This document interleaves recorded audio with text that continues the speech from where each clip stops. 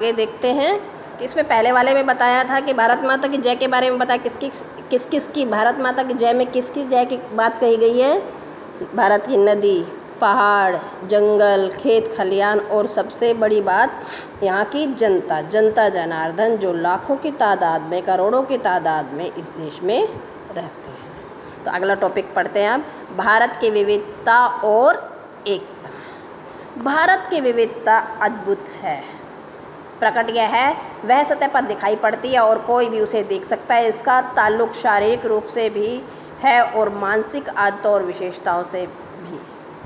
बाहर से देखने पर उत्तर पश्चिमी इलाके के पठान और सुदूर दक्षिण के वासी तमिल में बहुत कम समानता है। यानी भारत में विविधता है, स्पष्ट रूप से दिखाई देती है, चाहे भौगोलिक रूप से हो, चाहे भाषा के रूप में हो, पहनावे के रूप में हो, खान पान के रूप में हो, हर तरह से भारत में विविधता वाला देश है हमारा। फिर भी यहाँ पर एकता है। आपने देखा होगा कि भारत की विविधता कैसा है कि आप भारत में देखो कितनी भाषाएं बोली जाती हैं, 22 भाषाएं बोली जाती हैं, बोलिए तो कई हैं। और भौगोलिक रूप से देखो, कहीं पर पहाड़ है, पठार है, कहीं पर समतल मैदान है, कहीं पर सूखा पड़ता है, तो कहीं पर नदियाँ बह रही हैं, कहीं पर बारिश ज़्यादा होती है, कहीं पर कम होती है, कहीं पर गर्मी ज़्यादा पड़ती है, कहीं पर ठंड ज़्यादा पड़ती है भारत में। तो इसी वजह से वहाँ के लोगों के खान पान, रहन सहन, पहनावे, शारीरिक गठन सब में विविधता है, रीति रिवाज सब में विविधता पाई गई है।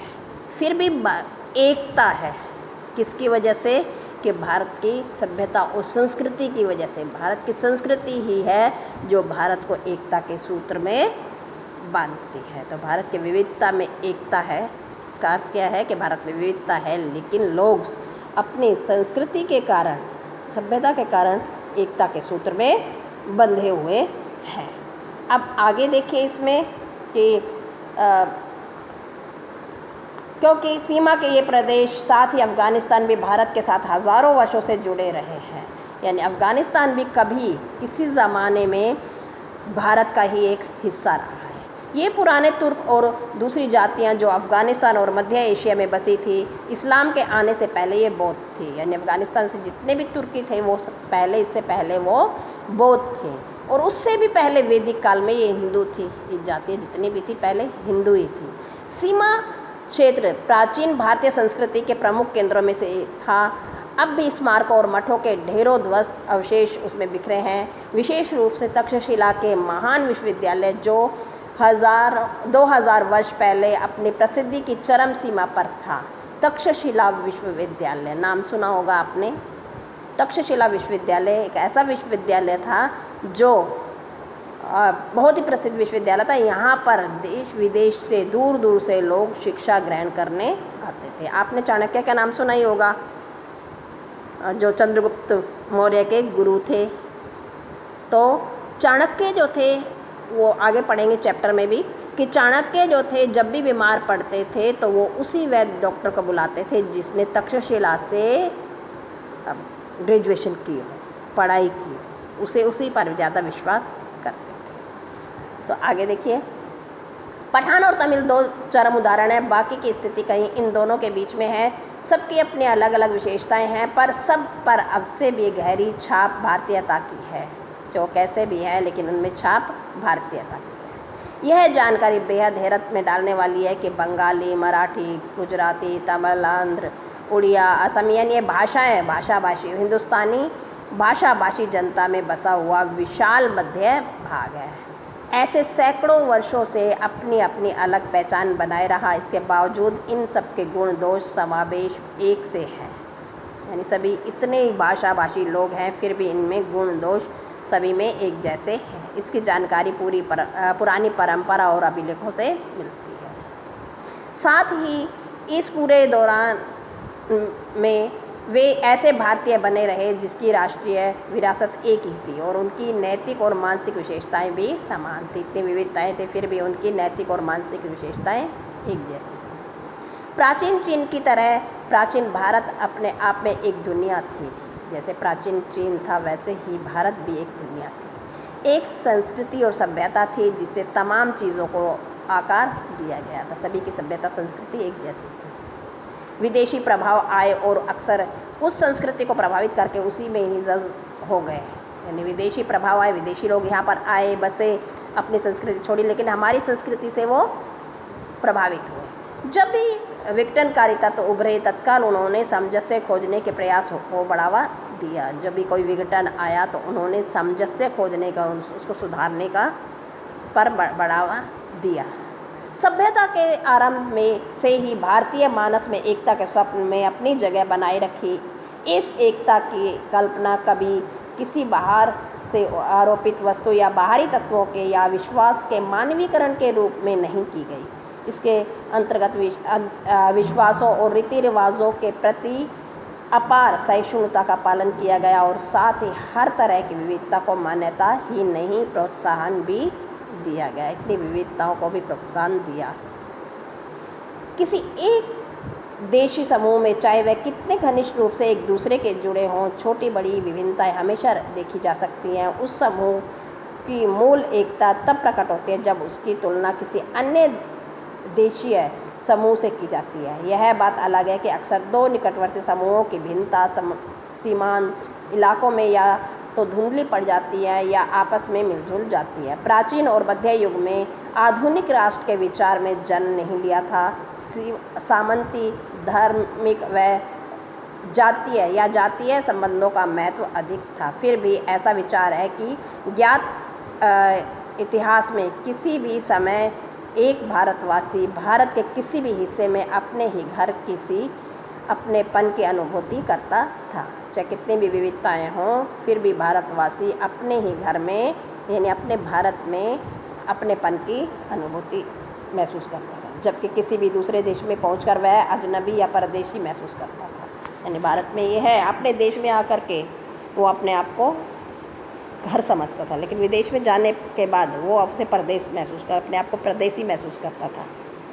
उन देशों में जाकर उन्होंने कुछ दूर तक उसकी संस्कृति या धर्म को अपना लिया था। उसे अजनबीपन का बोध निश्चय ही कम होता था। वे लोग जो किसी गैर भारतीय धर्म को मानने वाले थे या भारत में आकर यहीं बस गए, कुछ ही पीढ़ियों के गुजरने के दौरान स्पष्ट रूप से भारतीय हो गए। ऐसे यहूदी, फारसी, मुसलमान जिन भारतीयों ने इन धर्मों को स्वीकार किया, वे भी धर्म परिवर्तन के बावजूद भारतीय बने रहे। फिर है, मेरे ख्याल से हम सबके मन में अपनी मातृभूमि की अलग अलग तस्वीरें हैं और कोई दो आदमी बिल्कुल एक जैसा नहीं सोच सकते। ये तो है ऑब्वियसली कि भाई दो आदमियों की या दो बच्चों की, तो आप खुद ही देख लो, दो भाई बहन भी, उनकी सोच भी अलग अलग होगी ना। जब मैं भारत के बारे में सोचता हूँ तो मेरे मन में बहुत सी बातें आती हैं। मैं सोचता हूँ दूर दूर तक फैले मैदानों और उन पर बसे अनगिनत छोटे छोटे गाँवों के बारे में और उन कस्बों के बारे में जिनकी मैंने यात्रा की, उसके बारे में सोचते हैं। वर्षा ऋतु के उस जादुई बरसात के बारे में जो झुलसी हुई धरती में जीवन संचार करके उसे सहसा सौंदर्य और हरियाली के झिलमिलाते प्रसाद में बदल देती है। विशाल नदियों और उसके बहते जल के बारे में, ठंड की चादर से लिपटे खैबर पास के बारे में और भारत के दक्षिण सिरे के बारे में, लोगों के बारे में, व्यक्ति और समूह दोनों रूपों में। सबसे ज़्यादा बर्फ़ की टोपी पहने हिमालय, वसंत ऋतु में कश्मीर की वादियों के बारे में जो नवजात फूलों में लदी होती हैं, जिसके बीच में खल करता झरना बहता है। हम अपनी पसंद की तस्वीर बनाते हैं और उसे सहज कर रखते हैं। अब है जन संस्कृति। मैंने वर्तमान समय में भारतीय जनता के गतिशील मानव जीवन नाटक को देखा। ऐसे अवसर पर मैं अक्सर उन सूत्रों को खोज लेता था जिससे उसका जीवन अतीत में बंधा था, जबकि उसकी आंखें भविष्य पर टिकी रहती थी।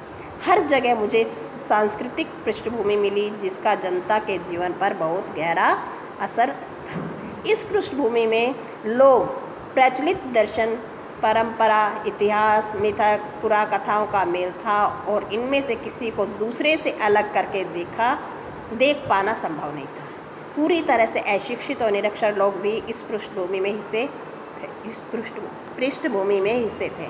लोग प्रचलित अनुवादों, टीकाओं के माध्यम से भारत के प्राचीन महाकाव्य, यानी भारत के प्राचीन महाकाव्य कौन कौन से हैं? रामायण और रामायण और महाभारत और अन्य ग्रंथ भी जनता के बीच दूर दूर तक प्रसिद्ध थे और आज भी प्रसिद्ध हैं।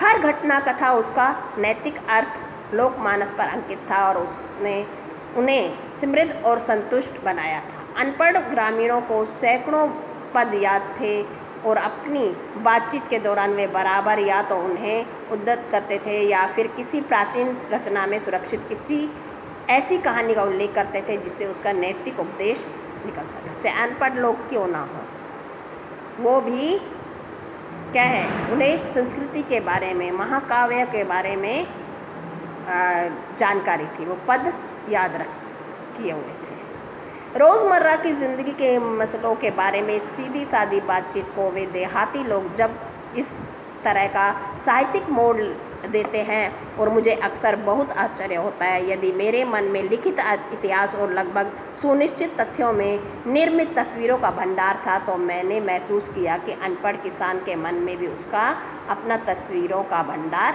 है। ज़रूरी नहीं मानसिक रूप से अनपढ़ नहीं है, वैसे अनपढ़ है तो क्या हुआ, पढ़ा लिखा नहीं है, लेकिन उसकी भावनाएं भी हैं, उसके मन में भी कुछ तस्वीरें हैं। यह बात अलग है कि उसका पूरा कथाएं एवं परंपरा और महाकाव्य के नायक नायिका के ही अधिक थी और इतिहास बहुत कम। इस पर वह भी बहुत स्पष्ट होता था। मैं उनके चेहरे, उनके आकार, उसके चाल ढाल को ध्यान से देखता। उसके बीच बहुत सी संवेदनशील चेहरे, बलिष्ठ देह और सीधे साफ अवयवों वाले पुरुष दिखाई देते। महिलाओं में लावण्य, नम्रता, गरिमा, संतुलन के साथ साथ एक ऐसा चेहरा जो अवसाद से भरा होता था। कभी कभी किसी देहाती रास्ते या गांव के बीच में गुजरते हुए मेरी नज़र किसी मनोहर पुरुष या सुंदर स्त्री पर पड़ती तो मैं विमुख हो जाता। वे मुझे पुराने भित्ति चित्रों की याद दिला देते थे। मुझे इस बात से हैरत होती थी कि तमाम भयानक कष्टों के बावजूद इनमें भारतीय युगों तक गुजरता रहा। आखिर यह सौंदर्य कैसे टिका और बना रहा? इन लोगों के साथ लेकर हम क्या नहीं कर सकते? बेशक इनके हालात बेहतर हों या इनके पास कुछ करने के ज़्यादा अवसर हों। चारों ओर गरीबी और उससे पैदा होने वाली अनगिनत विपत्तियाँ फैली थी और उसके छाप पर माथे पर थी। जिंदगी को कुचल कर विकृत और भयानक रूप दे दिया गया था।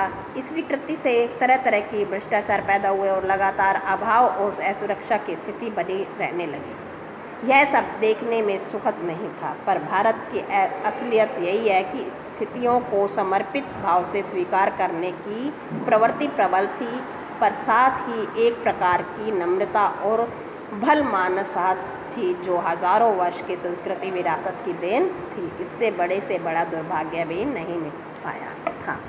तो ये सब नेहरू जी ने बताया जनमानस के बारे में, जन संस्कृति के बारे में। ठीक है, तो ये हमारा चैप्टर नंबर 2 तलाश पूर्ण हुआ।